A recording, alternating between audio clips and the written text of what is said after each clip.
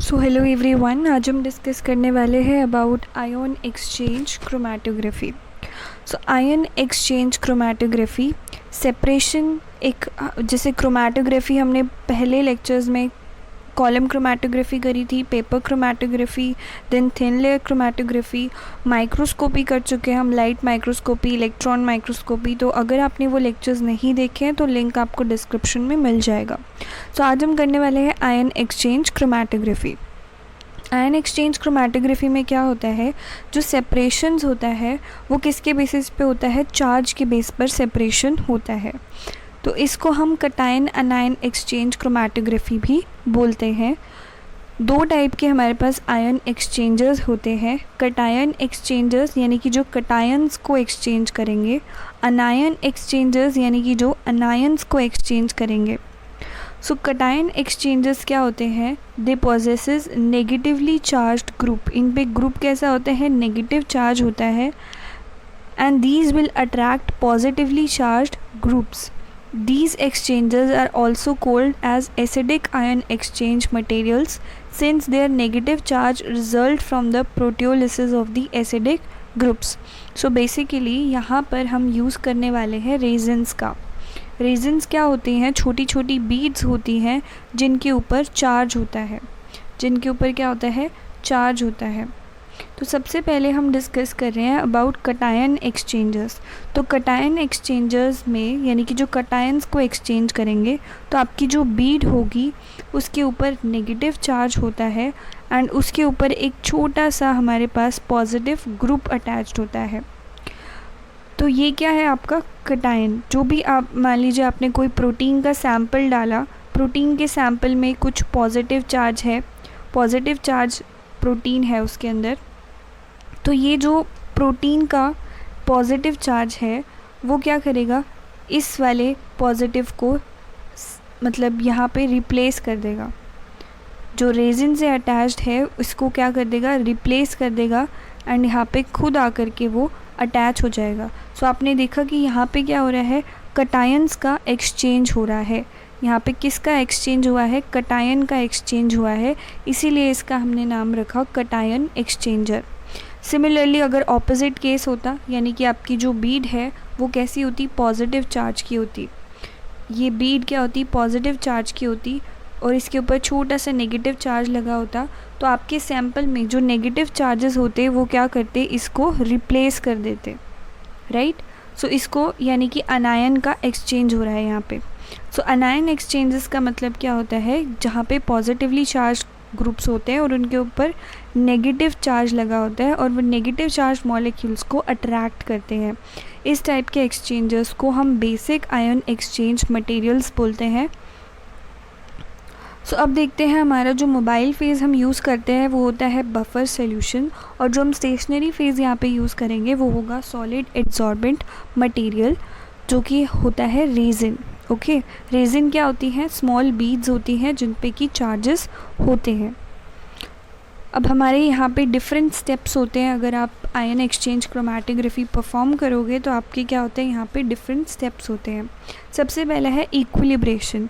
Equilibration का मतलब होता है कि सिर्फ आप पूरे अपना जो सेटअप है, ये हमारा सेटअप है, पहले सेटअप देख लेते हैं हमने क्या क्या करा है यहाँ पर। सो यहाँ पे हमारे पास क्या है, मोबाइल फेज़ है। यहाँ पे क्या है, मोबाइल फेज़ है। मोबाइल फेज़ क्या होता है, आपका बफर सॉल्यूशन होता है। और यहाँ पे ये आपका कॉलम है। इस कॉलम में देखिए ये अनायन एक्सचेंजर है, यानी कि यहाँ पे अनायंस का एक्सचेंज होगा, नेगेटिव का एक्सचेंज होगा। तो बीड्स कैसी होंगी, बीड्स कैसी होंगी आपकी, पॉजिटिव होगी। बीड कैसी होगी, पॉजिटिव होगी। तो हमने पूरा अपना जो कॉलम था उसको पॉजिटिव बीड्स से फिल कर लिया। ये देखो यहाँ पे पॉजिटिव बीड्स हैं, और इसको अगर हम जूम करके देखें तो यहाँ पर इनके ऊपर नेगेटिव ग्रुप्स जो हैं वो लगे हुए हैं। सभी बीड्स के ऊपर क्या लगे हुए हैं, छोटे छोटे नेगेटिव ग्रुप्स लगे रहते हैं।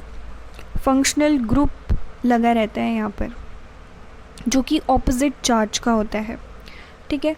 तो सबसे पहला स्टेप क्या होता है हमारे पास, इक्विलिब्रेशन। इक्विलिब्रेशन का मतलब है कि आप अपने पूरे सेटअप में सबसे पहले हम सिर्फ़ और सिर्फ बफर डालेंगे, सैम्पल नहीं डालोगे, सिर्फ बफर जो है कॉलम के थ्रू रन करोगे। एंड जब आप बफर रन करोगे तो फिर आपको कैसी लाइन मिलेगी, जो ग्राफ मिलेगा आपको वो कुछ इस तरीके से स्ट्रेट लाइन मिलेगी।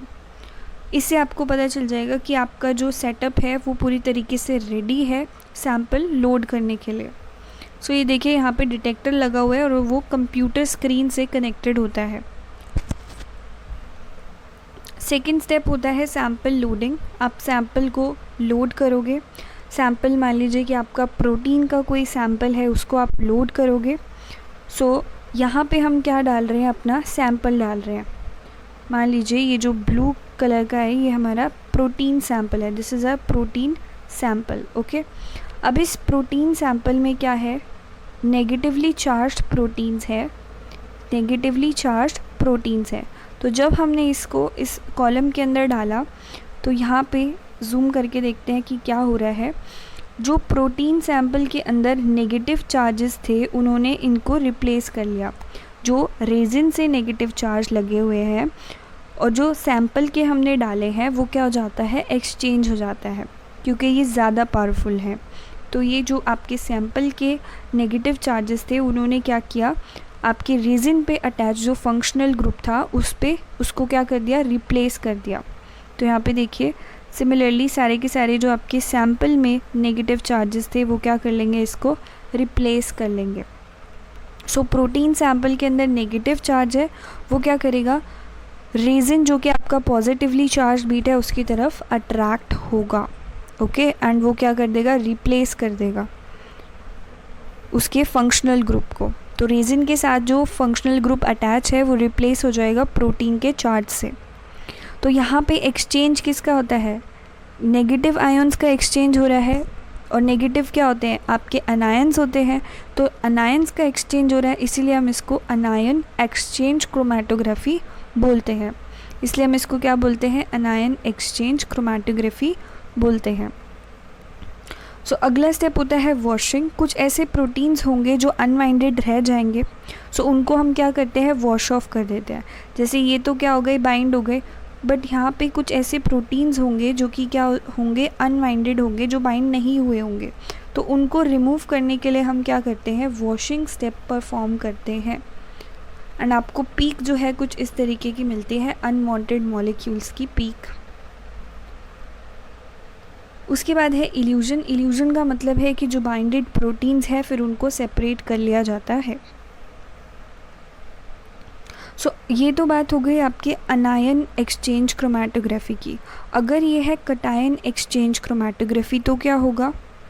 सो गाइज, अगर क्या है आपके पास कटायन एक्सचेंज क्रोमेटोग्राफी है तो सिंपली आपका किस में चेंज होने वाला है, बस पूरा सेटअप सेम रहेगा, बस आपकी जो कॉलम की पैकिंग है वो क्या हो जाएगी, अलग हो जाएगी। तो कटायन एक्सचेंज क्रोमेटोग्राफी में हम इस पूरे कॉलम को नेगेटिव रेजिन से फिल कर देते हैं इस तरीके से। नेगेटिव रेजिन से फिल कर दिया और जिनके ऊपर क्या होता है, छोटा सा पॉजिटिव फंक्शनल ग्रुप अटैच्ड रहता है। तो जब आप अपना प्रोटीन का सैंपल इसके अंदर ऐड करोगे तो आपके जो प्रोटीन के अंदर पॉजिटिव चार्ज होगा वो क्या करेगा, इसको रिप्लेस कर लेगा। वो पॉजिटिव चार्ज आपके सैंपल का इसको रिप्लेस कर लेगा। तो यहाँ पे एक्सचेंज किसका हो रहा है, पॉजिटिव आयंस का। और पॉजिटिव आयंस को क्या बोलते हैं, कटायंस बोलते हैं। क्योंकि यहाँ पे कटायंस का एक्सचेंज हो रहा है इसलिए इस वाली को हम क्या बोलेंगे, कटायन एक्सचेंज क्रोमेटोग्राफी। सो अब बात करते हैं applications of ion exchange chromatography. तो आयन एक्सचेंज क्रोमेटोग्राफी से आप सिमिलर आयंस का सेपरेशन कर सकते हो। So ion exchange chromatography is used for the separation of similar ions, क्योंकि जो different ions होते हैं they undergo exchange reactions to different extent, right? For example mixture है H positive, Na positive, K positive, उसको आप separate कर सकते हो cation exchange resin से।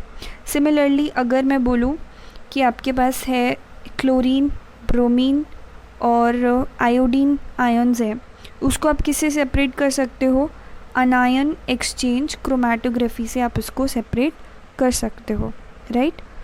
नेक्स्ट है softening of hard water. Hard water की सॉफ्टनिंग में भी आयन एक्सचेंज क्रोमेटोग्राफी का यूज़ होता है। देखो जो वाटर होता है वो हार्ड किसकी वजह से होता है, उसके अंदर कैल्शियम और मैग्नीशियम आयन्स प्रेजेंट होते हैं। सो हम इन आयन्स को रिमूव कर सकते हैं by passing the hard water through the cation exchange chromatography. Cation exchanger से अगर आप उसको पास करोगे तो कटायंस क्या हो जाएंगे, एक्सचेंज हो जाएंगे। और ये क्या है, आपके कटायंस है ना, Ca पॉजिटिव Mg पॉजिटिव, तो आप उसको रिप्लेस कर देंगे। रिप्लेस हम किससे कर देंगे, Na पॉजिटिव आयन से। वो क्या कर देंगे, Na पॉजिटिव उनको रिप्लेस कर देंगे। सो कटायन एक्सचेंज क्रोमेटोग्राफी से हम क्या कर सकते हैं, उनको रिप्लेस कर सकते हैं। So now the next point is complete demineralization of water. You can also do the demineralization of water using the ion exchange chromatography. इसके लिए आपको क्या चाहिए कि बिल्कुल रिमूवल हो जाएगा जितने भी आयन्स उस आपके वाटर के अंदर प्रेजेंट है। डीमिनरलाइजेशन मतलब जितने भी आयन्स, चाहे वो कटायंस हैं चाहे वो अनायंस हैं, वो सभी के सभी क्या हो जाएंगे, वाटर से रिमूव हो जाएंगे। इसके लिए आप क्या करोगे, जो आपका डीमिनरलाइजेशन ऑफ वाटर है, सो डीमिनरलाइजेशन का मतलब है कि वाटर में से कटायंस भी हटा देना और अनायंस भी हटा देना। तो इसके लिए हम वाटर को पास करेंगे, पहले तो कटायन एक्सचेंजर से आप पास कर देना, देन आप उसको जो आपके कटायंस हैं वो एक्सचेंज हो जाएंगे H पॉजिटिव से। उसके बाद वो जो वाटर आपके पास आया है उसको आप फिर अनायन एक्सचेंजर से पास कर देना। तो यहाँ पे आपको 2 बारी वाटर को पास करना पड़ेगा, एक बार कटायन एक्सचेंजर से, फिर एक बार अनायन एक्सचेंजर से। फिर क्या होगा, आपके कटायंस और अनायंस दोनों ही क्या हो जाएंगे, एक्सचेंज हो जाएंगे, एंड आपके पास डीमिनरलाइज्ड वाटर आ जाएगा, राइट। सो नेक्स्ट है प्यूरिफिकेशन ऑफ ऑर्गेनिक कंपाउंड्स का आप प्यूरिफिकेशन कर सकते हो। बहुत सारे ऐसे नेचुरल प्रोडक्ट्स हैं जो कि they are extracted in water, they have been found to contain ions originally, जो कि वाटर में प्रेजेंट थे। तो इन आयन्स को आप रिमूव कर सकते हो। फिर सेपरेशन ऑफ शुगर्स, आप शुगर का सेपरेशन कर सकते हो using this ion exchange chromatography. आप अमाइनो एसिड्स को सेपरेट कर सकते हो। आपको पता है कि अमाइनो एसिड्स जो होते हैं उन पे डिफरेंट चार्जेस होते हैं, कुछ ऐसे होते हैं, कुछ पोलर होते हैं, कुछ नॉन पोलर होते हैं, किसी के ऊपर पॉजिटिव ग्रुप लगा होता है, किसी के ऊपर नेगेटिव ग्रुप लगा होता है, तो आप उसको सेपरेट कर सकते हो, राइट। इनफैक्ट आप वाइटामिन्स के मिक्सचर को भी सेपरेट कर सकते हो using the ion exchange chromatography. फिर आपका purification and recovery of pharmaceuticals. ये जो प्रोसेस होता है आयन एक्सचेंज क्रोमेटोग्राफी, इसको purification, recovery of antibiotics, vitamins, alkaloids, hormones, बाकी के जो केमिकल्स होते हैं फार्मास्यूटिकल इम्पोर्टेंस के, जब मैन्युफैक्चरिंग प्रोसेस चल रहा होता है तो वहाँ पे इसको यूज़ किया जाता है। बाकी इसका कुछ फिर है आपके पास बायोकेमिकल सेपरेशंस के लिए इसको यूज़ किया जाता है। जैसे कि अगर आपको बायोकेमिकल सेपरेशन, जैसे कुछ ड्रग्स या कुछ मेटाबोलाइट्स ब्लड से सेपरेट करने हैं, यूरिन या बाकी आपके जो बायोलॉजिकल फ्लूइड्स हैं वहाँ से आपको ड्रग्स वगैरह सेपरेट करने हैं, उसके लिए यूज़ होता है। And next is to know the concentration of ionic solution.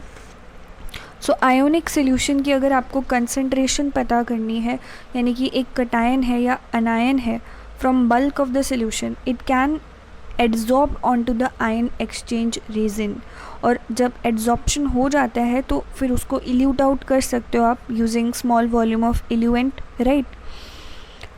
बाकी आप एक्टिनाइड्स और लैंथेनाइड्स को सेपरेट कर सकते हो, ठीक है, ये भी आप कर सकते हो आयन एक्सचेंज क्रोमेटोग्राफी से।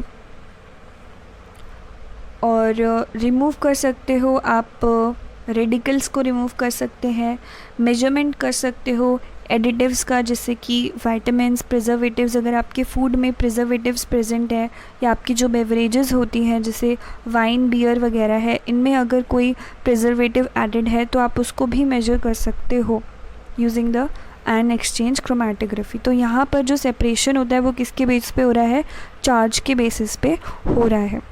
So this is all for today. If you like the video, do share it with your friends and don't forget to subscribe the channel for more updates. Thank you and have a wonderful day.